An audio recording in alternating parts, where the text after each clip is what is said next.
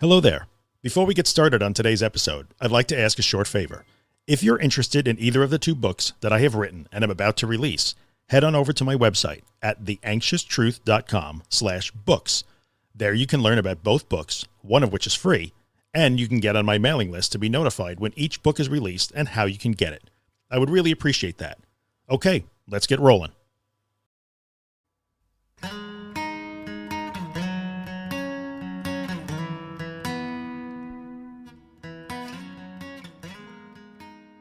What is up, dudes and dudettes? Drew here from The Anxious Truth. Welcome to episode 96 of the podcast. We are closing in on 100.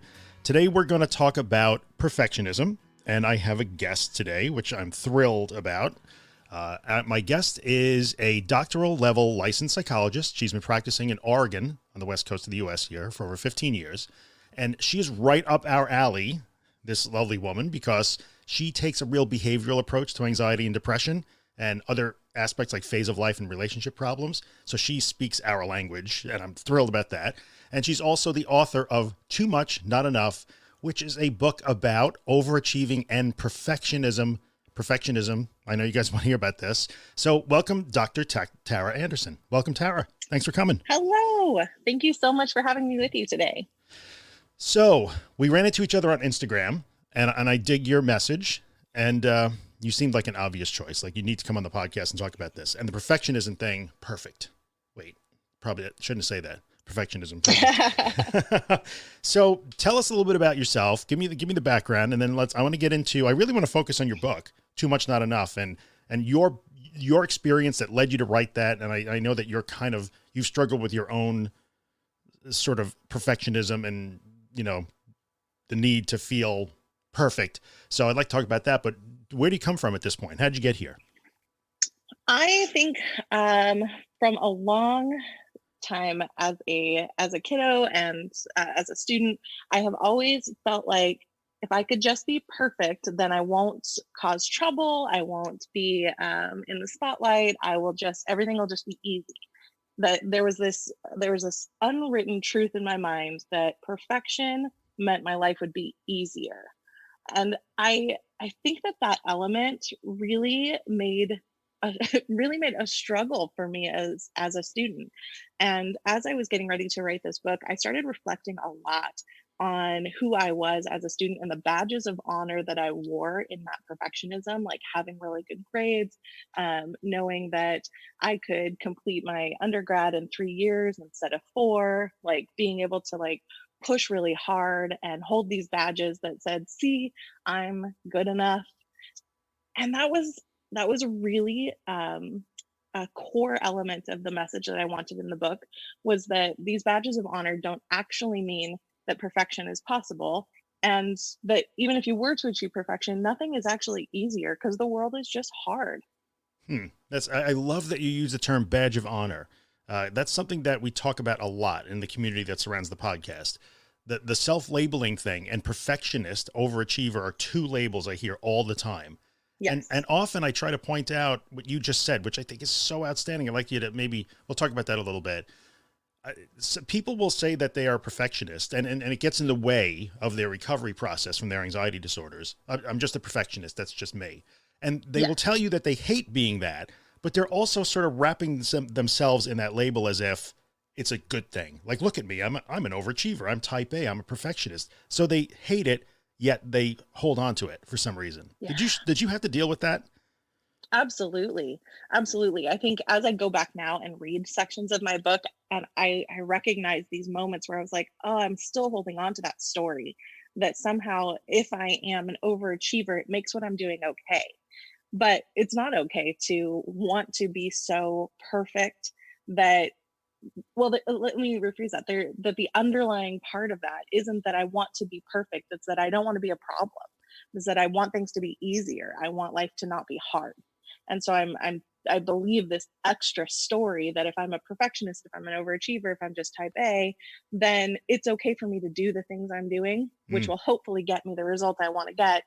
But the truth is none of that is actually going to happen. Yeah. So you've got kind of a double reinforcement going on there. Like, absolutely. People will admire me for being a perfectionist, and I'll also get what I want. So Yes. yes, let's do this.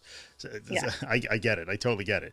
So you talk about in the book 4 core concepts, and I'm guessing that this is sort of the path that you followed and you help your patients and clients follow to start to overcome this and change this. Because I try and tell people all the time, you know, we can't maybe become completely different human beings, but we can certainly change things to a certain extent, probably to a great extent. So just because you're a perfectionist now doesn't mean that you always are doomed to be one.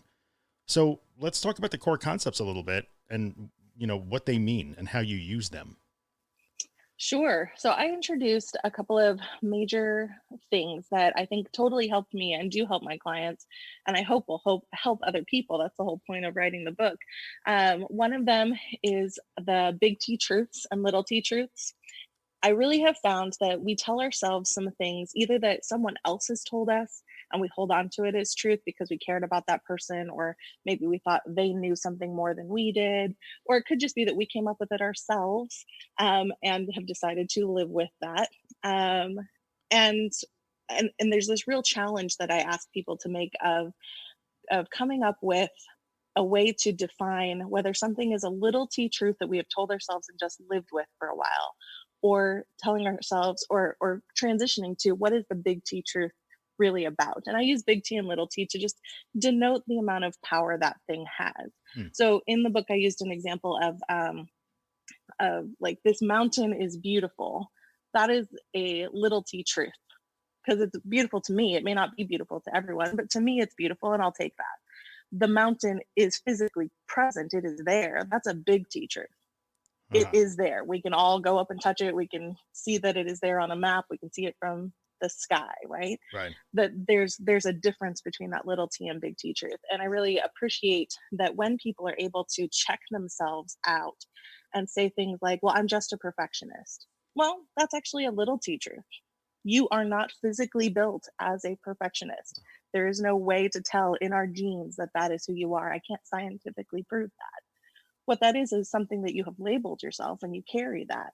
The big T truth is you're a human who makes mistakes, because we all do. That is scientifically proven. We all do those things. No one can be perfect. Yeah. So having that juxtaposition where they can say things and realize, oh wait, that's my story that I tell myself, or that's a story that someone else told me. If you like, I love the story of if you work really hard, you can get anything you want. Well, little T, maybe. I mean, right? Like, there's the possibility, I suppose, if all the other stars align. But the truth, big T truth is, no, you can work really hard and still fail. That's it. That's the big T truth. That's so good. I'm going to probably, let's take this a step forward further. And I would say that the little T truths tend to be more extreme. So they are either incredibly positive, like unrealistically positive, or incredibly negative, like irrationally negative. Whereas the big T truths tend to be kind of in the middle and boring. Yes, true. Yeah, yeah. I think that that's a concept from my book too. And I don't know if it's one of my core concepts in the very beginning that I put out, but the big picture for me always comes back to the bell curve. And I don't know how many of your listeners have remember that from science, but there's very few things I remember from science and math, and this is one of them. And that is that that the black and white truths in the world, the black and white truths about any type of scientific research or anything like that, come out to about like 2% on each side. In the core black and white, this is totally the thing, or this is not totally the thing. And everything else is the gray area. And that is so magical to me as a perfectionist and as an overachiever, because I have this stupid belief that, and that's harsh, but it feels stupid. I have this stupid belief that black and white like sit right next to each other, and it's either black or it's white. I am either totally a perfectionist or I'm a total failure. But if I remember the bell curve, I have to stretch that far out and say, well, there's only 2% chance that I am full on going to make it to be perfect, or 2% chance that I'm totally going to utterly fail and never do anything better again. And there's 90, what is that? 96% no problem. Chance. We'll take care of the math here.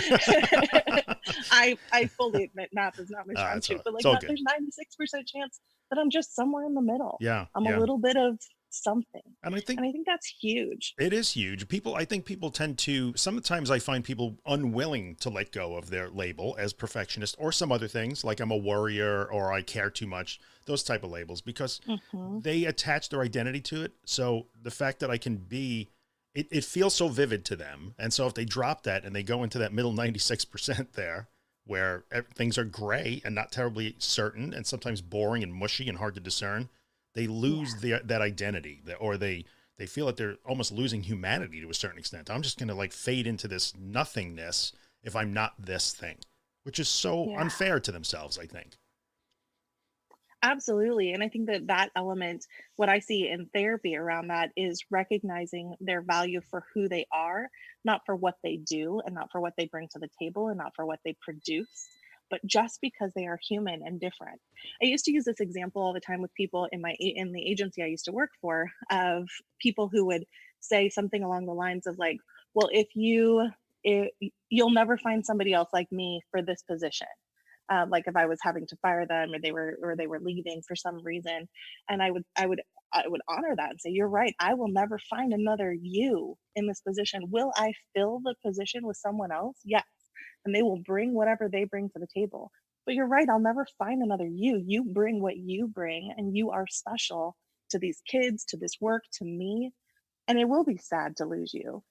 And the same thing goes for these people who have to shed this label of perfectionism or shed this label of worry or I care too much, of saying, just because you do those things doesn't mean that's who you are. You are unique and special and amazing, and bring your own share of incredible things to the table that have nothing to do with being a worrier, being a perfectionist, and doing things that fall in that story. Yeah. I mean, in the end, deciding that you are a perfectionist is also something that you experience in your own head and no one else Yeah. does. So I cannot experience your perfectionism. Doesn't affect me in any way. So Nope. yeah, that's another hard thing for people to understand. Like, oh yeah, I guess that's true. So Yeah. yeah, kind of cool. So we have the big T's and little T's. Black and white, was that one of the four also? Black and white thinking? I'm not sure if it was one of the four or not, but it's one of my major things that I like to talk to people about. Cool. So what else we got? Let's move on. Next concept. We're gonna go Yeah, through the so menu here. I have a skill that I call sober, and it's from a mindfulness training to help folks who are struggling with addiction. And I really love it for anxiety prone people because although I don't know that anxiety is quote an addiction officially, it feels a little addictive when you get into those spirals, when you get into those places where you're worrying about so many things and navigating your world in that way. But sober really helps us to take time and make intentional decisions about how we're going to navigate whatever question is coming up, whatever thing is going on. So I joke around with people that I use sober like 40 times a day, because it's true. I try and use it on every decision so that whatever decision I'm making falls in line with my actual values, falls in line with my principles, falls in line with who I'm trying to become, and not just do what I'm gonna do because that's what feels right in the moment. Yeah. So the acronym itself starts with S, which is stop, O, which is observe. And then with that, you want to observe what's going on outside and inside. Breathing for five, doing five kind of deep breathing techniques. Yep. E is for examine the options, and R is for respond. And however you respond, you're going to use this weighing test that whatever you choose to do it non judgmentally, fully present, and on purpose.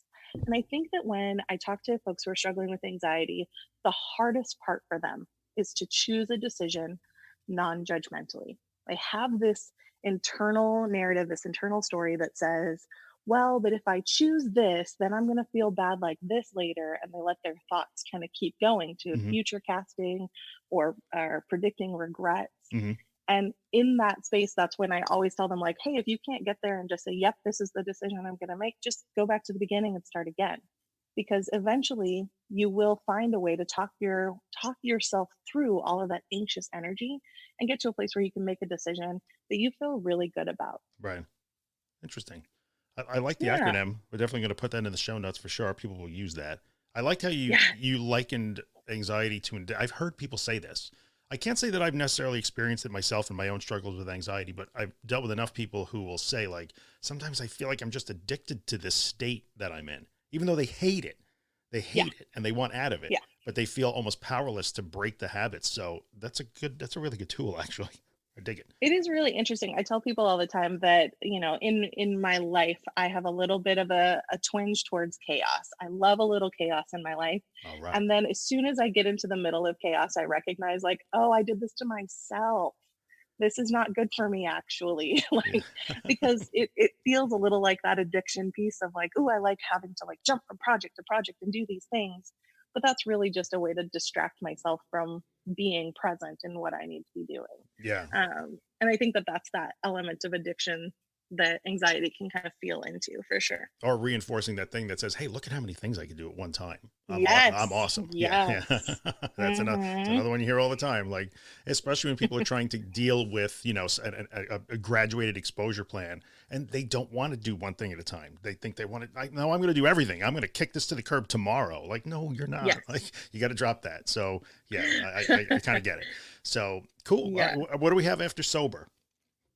That's a Uh-oh. great question. I'm putting you on the spot here. You are putting me on the spot.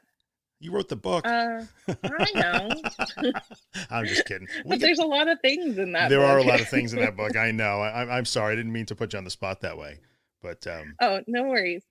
The other thing that really comes to mind is if I could impart anything from this book, and I think that an article just came out on, I want to say in Newsweek a couple of weeks ago, of like the number one thing that therapists notice about people who come in to seek treatment is that there's one phrase that a lot of people use, and it comes down to worth.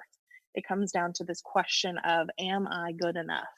Do I have what it takes to be here on this planet, to contribute in some way, to be human? Why am I here? And I wrote a lot in this book about being worthy and being important just for being here, because I think that element really strikes home to a lot of anxious perfectionistic folk, mm, because we struggle so much with wanting to prove something, wanting to be enough, wanting people to notice like, yep, oh my gosh, she could do all of those things, that's amazing. Even if we don't want the spotlight, like I never wanted the spotlight around things, but I definitely did want to make sure that I was good enough and perfect enough and enough just in general, yeah. even if I didn't have those words to say. And I really value that element of making sure that people, when they start to say things like, I'm so dumb, or I will never Oh, be able to do this, yeah. and helping them reframe that back to the middle, back to that gray area that says, you are just who you are. There is no right or wrong, dumb, stupid, amazing, perfect. It's just you are who you are, and this Right. is what you're going through right now. That The phrase, go ahead. No, I'm sorry to step on you. I just got a little excited for a second there, because that is another thing that I hear all the time, and I've had to literally repeat that message that says, you are not only capable of this, because people will say that I'm not smart enough. I'm never going to get this right. So I'll never recover from my anxiety problem because I'm not going to get it right. Or they truly judge themselves as almost not worthy of the process of recovering from the disorder, which is Yes. always heartbreaking. And I think you are speaking to that right now. Pretty sure. Yeah, Yeah. absolutely. Yeah. You are worthy of making that change, and you are able to do all sorts of things. I use the phrase a lot of, you're doing the best you can with the tools you have. Mm-hmm. And what that means is if you don't have the right tools, we just go get more tools. Like, Yes. it doesn't mean that you're done and you can't do anything else. It just means, well, you just haven't been introduced to the rest of the tools yet. Yeah. Go find a different therapist, talk to your friends, do things that will help you grow new tools so you can do the things that you want to do to heal. Yeah, exactly. And even if the process looks ugly, like, it's still a worthy process and you are still doing it. It's supposed to be ugly in a lot of cases. Everybody's process is ugly in their own way. So Absolutely. there's that harsh judgment of like, oh, I was feeling really anxious today, so I must have failed. Or I retreated from my exposure, so I failed. I'm never going to get this. And like, well, everybody goes through that. It's just a process. It's not the proper process, the perfect process. It's just the process. And it's gray and mushy, and sometimes it's ugly and cold and clammy. And then sometimes it's awesome and sunshines and rainbows, but it varies. It really does. Yes. Yeah. Yeah. Absolutely. So, and I think that that's such a major element. I was just looking up my 4 concepts, and one of the things that is on there is this idea of being aware of the words we use and how we use them. So in that space where somebody says, "Oh, I pulled away from what I was supposed to be doing, and here I am now. I'm a failure." Mm, I would challenge that with somebody and say, "Prove it. Prove how that's failing. Let's look at what was going on outside in your parameter. What was going on inside? What if you just didn't have the capacity today to do that?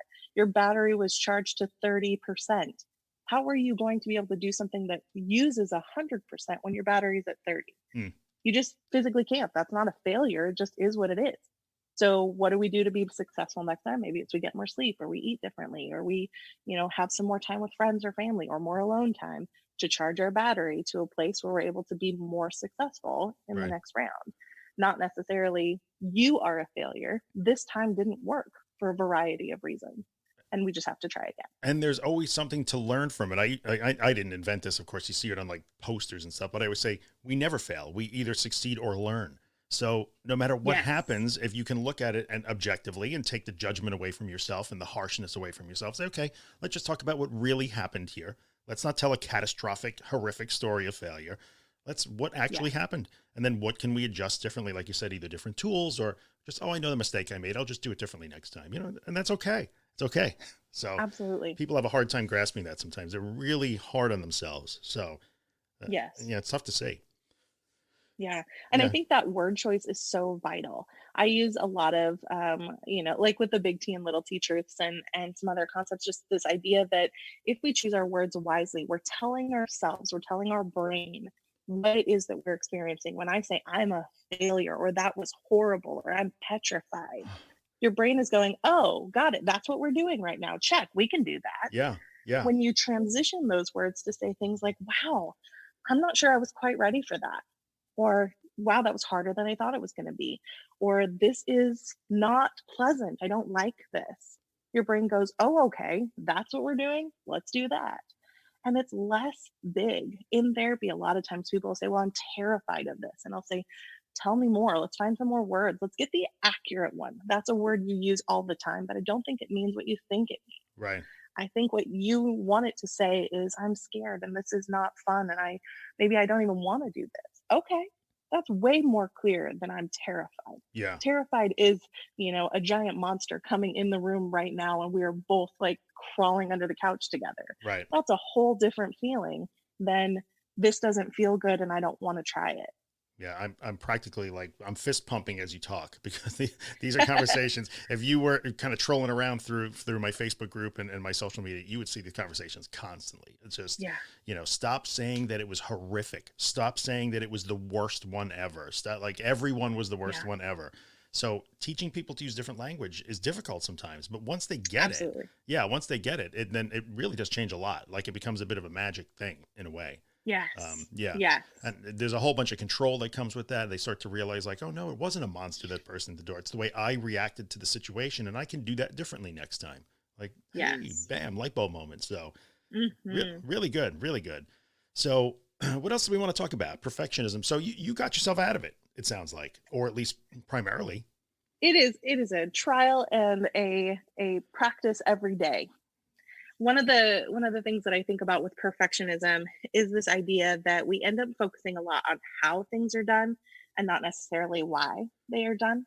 And I think a lot of times uh, I struggle with the idea of, okay, I've got this mental plan of how things are going to work, timing and what I'm going to say and how things are going to happen. And it never actually pans out the way that I think it's going to, because other humans are involved, or life happens, or a phone call comes up, or whatever it is. And so, what I have to work on is that idea of being non judgmental, fully present, and doing things on purpose. I have to hold that to be the actual truth. And that when I can hold that to be the actual truth, things will just happen as they happen. And I will be okay. Like, there's likely going to be nothing so big and so terrible that I actually have to beat myself up over it at the end of the day. Yeah. Yeah. And I think that working through that system has helped so much of being able to like plan for a really fun romantic date and know that like when I burn the bread, or when it feels like the house is catching on fire, but it's totally not. Yeah. um Yeah. and I feel like a failure because it didn't go the way I had planned, that I can recognize that ordering pizza in is just as fun and romantic and that it's the thought that counted, and really kind of pull some of those pieces in of saying, what was my purpose in making this dinner? My Right. purpose was to connect with my spouse, not my purpose wasn't to have a perfect meal.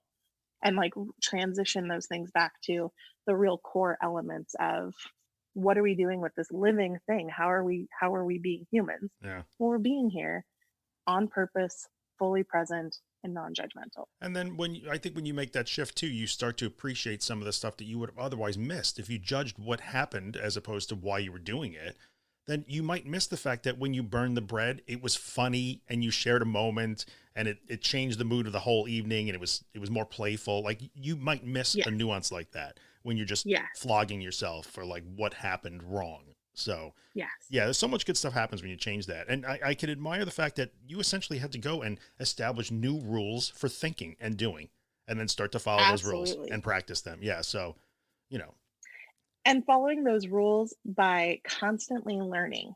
Like there is a part of my little world that I own, that I am a good rule follower. You tell me how to do something, bam, I'm going to do it just like you said, and it's going to be just fine.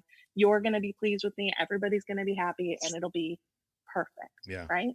And when I created these new rules, one of these elements for me is, and they are learning rules. I only know what I know when I know it. So if I do my best by being as non-judgmental as possible, by being as fully present as possible, then if something comes up and it's different, I can go, huh, that's new. I wonder how this is going to play out. Yeah. Instead of, oh my gosh, everything's over because I can't follow the rules. It's not working. Yeah. So they are the rules of learning and changing and adapting and growing, as opposed to the rules of doing and producing a result. Yes, Yeah. exactly. So good. Very, very good. So do you have anything else you want to throw in? We're at about 25 minutes, which is about when we usually try and wrap it up. Anything else you want to add, or let's tell everybody where they can find you? I highly suggest that everybody follow Tara on at least her Instagram. I do. Good stuff. Oh, thank you. Yeah. That's So super awesome. yeah, where can they find you? I am on Instagram, Twitter, and Facebook, all at the title Dr. Tara Sanderson. So it's just DR and then my name, Tara Sanderson. Yep. And I have a great website that really is geared more towards my therapy practice, but feel free to check it out and see what I'm doing there. And it's just drtarasanderson.com. Cool. And my book is available in audio and digital and print, all on Amazon. So you can look that up at toomuchnotenoughbook.com. And I would love to hang out with people as you read my book and you see some of those ridiculous little nerdy bits, like, please direct message me. I would love to hear from you that you found my secret funness through the book. The nerdy bits. It's so much fun. It's so much fun to be nerdy with people who love being nerdy too. Yeah. Yeah. I love it. Well, you were an excellent guest, Tara. I appreciate you coming on. We'll have to do another one of these because Absolutely. Anytime. Tremendous amount of really great information that I know people are going to appreciate. So, all right, we are going to wrap it up. As always, I'm going to ask you guys, if you're listening on iTunes or any podcast network that allows you to rate it and review it. Thank you very much. And Tara, again, thank you very much. And we will see you guys next time. And as the city stands 10 stories high, I'm gonna live my life. It's all around you, you can breathe it in. And this is where your story begins. You got the feeling that you're gonna